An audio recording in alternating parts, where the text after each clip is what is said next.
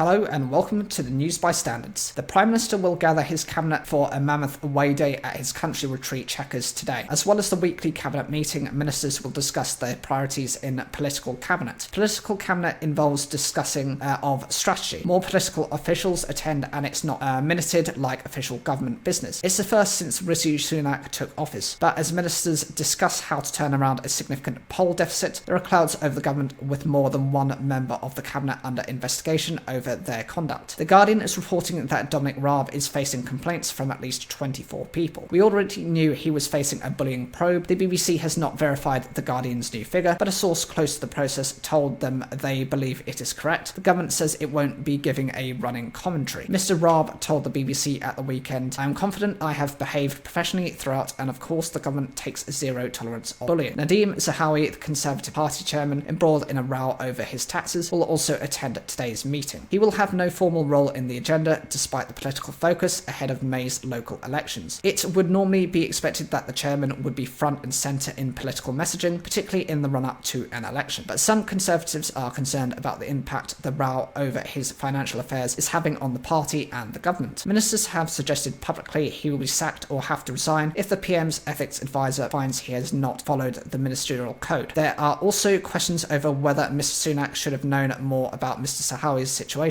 and the fact he paid a penalty to end a tax dispute before defending him at Prime Minister's questions last week. Sources close to the Prime Minister say he wants to follow the process and let the ethics advisor look into what happened, but Mr. Sunak has also said questions need to be answered and even suggested it would be politically expedient to sack him. While Mr. Sunak has claimed his party after a tumultuous 2022, the PM is finding it hard to escape some of the rows over propriety and standards. That is a political headache, even if some relate to a period before Mr. Sunak became Prime Minister. The PM has made cleaning up his party's image a key priority. He will be judged on whether he delivers the high bar of integrity and professionalism he promised on the step Downing Street. At Chequers, Downing Street said ministers would be focused on the 5 priority areas set out in Mr. Sunak's New Year's speech, including tackling price rises, growing the economy, cutting NHS waiting times, and stopping small boats crossing the channel. The political cabinet meeting will also have a presentation from the Conservative strategy guru Isaac Levido, one of the masterminds of the party's election victory in 2019. He's back playing a central role in getting Mr. Sunak ready for the next general election, which many in Westminster expect in the latter half of next year. But Mr. Levido may have his work cut out in the coming months, with polls suggesting Labour have a considerable lead over the Conservatives. That and the questions over conduct are the backdrop to today's away day. Oh, to be the fly on the wall.